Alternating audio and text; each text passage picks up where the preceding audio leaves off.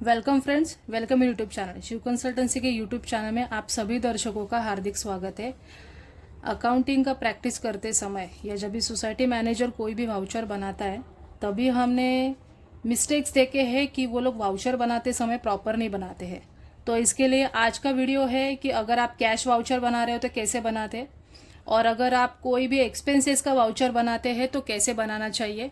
तो आपको यहाँ पे वाउचर्स दिख रहे होंगे जिसको मैं यहाँ पे लाइव दिखाऊंगी कि एग्जैक्टली कैसे वाउचर्स बनाना होता है, ताकि आपको अकाउंटिंग में भी दिक्कत ना आए, आप उसको इजीली ट्रेस कर सको। अगर आप जब भी ऑडिट करने जा रहे हैं या कुछ भी एक्सपेंसेस का पूरा ट्रेसिंग कर रहे हैं तो आपको यहाँ पे वाउचर से ही वो सारा ट्रेसिंग मिलेगा। तो मैं एक दिखाती हूँ कि ये अभी मेरे यहाँ पे एक इलेक्ट्रिसिटी बिल है, तो इलेक्ट्रिसिटी बिल का वाउचर्स कैसे बनाना है वो मैं आपको दिखाती हूँ। अगर आपका बेटर रहेगा कि आप लोग ये प्रिंटेड वाला वाउचर यूज़ करें, बिकॉज जो मार्केट में मिलते हैं छोटे से वाउचर उसमें पूरा इन्फॉर्मेशन आप डाल नहीं पाते हो, और इवन वो जो पेपर भी रहता है वो बहुत पतला रहता है। तो जब भी आप उसको फाइल भी करने जाओगे तो बहुत बार वो फट जाता है और फॉर मिसिंग होने के भी चांसेस होते हैं। तो ऐसे वाले वाउचर्स आप प्रिंट करके ले सकते हो।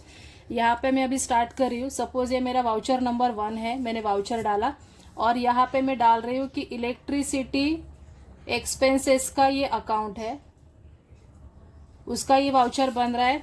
डेट में आज का डाल रही हूँ क्योंकि मैं आज वाउचर बना रही हूँ, तो मैंने आज इसका डेट डाला। और फिर पेड टू मैं यहाँ पे डाल रही हूँ कि टाटा पावर कंपनी लिमिटेड, इसको मैंने पे किया है। और ये है मेरा 1 नवंबर से लेके 30 नवंबर तक का बिल है, ताकि मैं जब भी चेक करने जाऊँ कि कौन से मंथ तक हमने इलेक्ट्रिसिटी पे किया पता चलेगा। और इसका अमाउंट सपोज है कि 10,320 पैसों में कुछ नहीं, तो ये उसका अमाउंट यहाँ पे आ गया। अभी अगर और कुछ डिटेल लिखने हैं, सपोज बिल नंबर या फिर और कुछ अगर डिटेल लिखने हैं, एक तो आएगा अकाउंट नंबर भी इसका।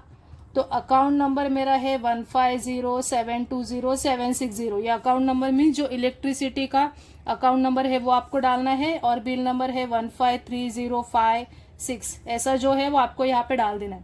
अभी ये 10,320 है, तो आप यहाँ पे वर्ड्स में उसको डाल देंगे। ऐसा बन के आपको वाउचर बनाना होता है। और जब भी ये वाउचर प्रिपेयर होने के बाद जब भी आप आपके ऑफिस बेरर को साइन के लिए भेजते हैं तो बिना भूले इसका साइन लेना है, मतलब चेयरमैन और सेक्रेटरी का दोनों का साइन यहाँ पे होना चाहिए, और जो भी रिसीव करता है उसका साइन यहाँ पे होना चाहिए। ये होगा इलेक्ट्रिसिटी के बारे में। अभी सबसे बड़ी मिस्टेक कहाँ पे होती है, जब भी आप एएमसी का कोई भी वाउचर बनाते हो, जिसमें सपोज ये मेरा वाउचर नंबर 2 है, मैं आज ही उसका चेक बना रही हूँ, तो मैंने चेक का डेट डाला। और ये सपोज मैं लिफ्ट एएमसी के अकाउंट में पे करने जा रही हूँ। लिफ्ट एएमसी हो गया या पेस्ट कंट्रोल हो गया।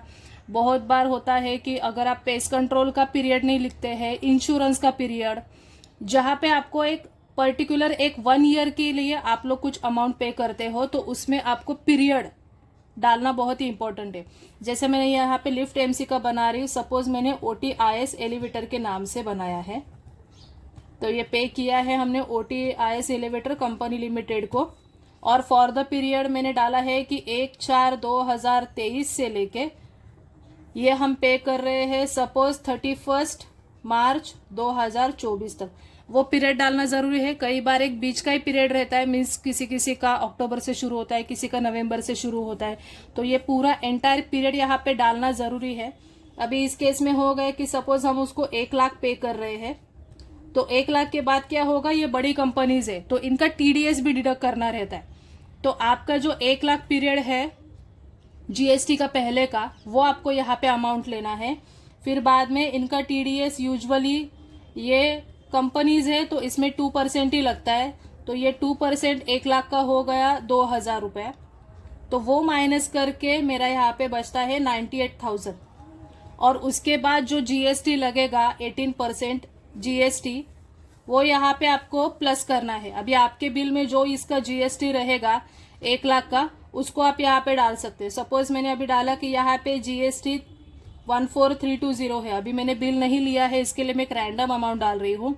तो ये GST आपको चेंज नहीं करना है, मतलब बिल में आपको जो अमाउंट दिख रहा है सिर्फ आपको TDS डिडक्ट करते समय फर्स्ट वाला जो नेट अमाउंट रहेगा उसमें से आपको टीडीएस डिडक्ट करके जीएसटी को एज इट इज रखना है, और फिर आपका जो अमाउंट है वो प्लस होके यहाँ पे आएगा। अभी ये वाला वाउचर थोड़ा सा कंजस्टेड है, इसके लिए दिखने में थोड़ा सा कंजस्टेड आपको लग रहा होगा, तो आप दूसरा वाला वाउचर्स जिसमें ये थोड़ा सा कंजस्टेड नहीं रहेगा वैसा वाला भी यूज कर सकते हो। लेकिन सबसे इम्पोर्टेंट है वाउचर बनाते समय एक तो आप कौन से एक्सपेंसेस कैटेगरी में उसको डाल रहे हो, ताकि अकाउंटेंट जब ये एंट्री करते हैं तभी उनको वो कैटेगरी डिफाइन करना बहुत ही इजी हो जाता है। सेकेंडली पीरियड उनके लिए इंपॉर्टेंट रहता है कि कौन से पीरियड से कौन से पीरियड तक, बिकॉज जब भी वो बैलेंस शीट बनाते हैं तो उसमें उनको प्री और पोस्ट ऐसे डालना रहता है। अगर आपका पीरियड सपोज 1 नवंबर से शुरू होता है जो अगले अक्टूबर तक चलेगा, तो वो लोग क्या करते हैं कि आपका 31 मार्च तक का जितना है अमाउंट उसको वो लोग ये बैलेंस शीट में लेते हैं, और बाकी का है वो जो एज अ प्री पेमेंट करके बैलेंस शीट में दिखाते हो। तो इसके लिए ये इंपॉर्टेंट जरूरी है, और फिर बाद में आपका साइन लेके आपको इसको कंप्लीट करना है। अभी ये तो हो गया बैंक वाउचर्स के बारे में, एक मैंने इलेक्ट्रिसिटी का और एक आपको एएमसी का बताया। अभी बहुत बार क्या होता है जब भी कैश वाउचर्स वगैरह बनाते हैं तो कैश वाउचर बनाते समय मिस्टेक्स ये करते हैं कि एक तो साइन नहीं लेते हैं और एग्जैक्टली यहाँ पे कौन से एक्सपेंसेस के लिए यूज किया है वो डाला हुआ नहीं रहता है। सपोज अभी मैं डाल रही हूँ यहाँ पे कि ऑफिस का कुछ मीटिंग एक्सपेंसेस के लिए यहाँ पे खर्चा किया है, मतलब कुछ मिनट्स मीटिंग के लिए चाय मंगाया है या कुछ स्नैक्स मंगाया है, तो ये आपको यहाँ पे आना चाहिए पेड टू जिस वेंडर को ये पे किया है। सपोज यहाँ पे है कि सागर मिल्क डेयरी में बताती हूँ कि यहाँ पे उनका एक है जहाँ पे बाकी की चीज़ें भी मिलती, चाय भी मिलता है उसके साथ स्नैक्स भी मिलता है, उनको पे किया है फॉर ऑफिस मीटिंग डेटेड जो भी है, सपोज 15 तारीख को मीटिंग हुआ था, उसके लिए टी एंड कॉफ़ी एक्सपेंसेस ये यहाँ पे इसके लिए पे किया है। तो कितना रुपए पे किया है, तो इसके लिए 150 रुपीज़ पे किए हैं। आज मैंने उनको पे किया है, इसके लिए मैं आज का डेट डालूंगी, और यहाँ पे और कुछ नहीं, तो यहाँ पे टोटल 150 ही आएगा, और यहाँ पे आपका वर्ड्स में जो आएगा वो। फिर इसके बाद ये बनाने के बाद आपको सेक्रेटरी या चेयरमैन का यहाँ पे साइन लेना बहुत ही ज़रूरी है, बिकॉज कई बार क्या होता है कि पीटी कैश में ऐसे सारे वाउचर्स बनते हैं कैटेगरी वाइज, बट ये साइन मिसिंग होता है तो इसको वैलिड नहीं माना जाता। और दूसरी बात, ये पीटी कैश रजिस्टर जैसे आप मेंटेन करते हैं तो सेम कैटेगरी में जब भी आप पीटी कैश रजिस्टर में एंट्री कर रहे हो तो ये आपके एक्सपेंसेस जाएंगे ऑफिस मीटिंग्स अकाउंट में, आइदर वो मीटिंग एक्सपेंसेस रहेगा आइदर ऑफिस एक्सपेंसेस रहेगा। तो इसमें आपको बाइफरगेट करना है, उसको अदर नहीं लिखना है, क्योंकि अदर में बहुत सारी चीज़ें स्पेसिफाई होती है, लेकिन बहुत सारे मैनेजर या अकाउंटेंट ये गलती करते हैं और बाद में ऑडिट में जाके ये सारी दिक्कत आती है। तो जो भी है कैटेगरी आपका, आप जिसमें भी एक्सपेंसेस कर रहे हो आइदर कैश या आइदर बैंक वाउचर में भी, तो उसका जो डेबिट का कैटेगरी है वो स्पेसिफिक होना चाहिए, आपके बैलेंस शीट से मैच होना चाहिए, ताकि एंट्री करने में भी इजी होता है, ट्रेस आउट करने में भी इजी होता है। तो ऐसा है ये वीडियो।